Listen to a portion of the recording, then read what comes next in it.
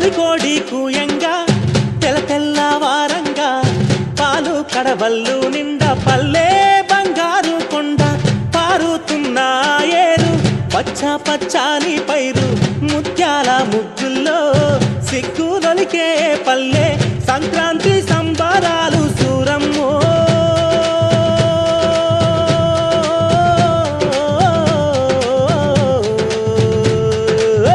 అంబారాన్ని తాకేసు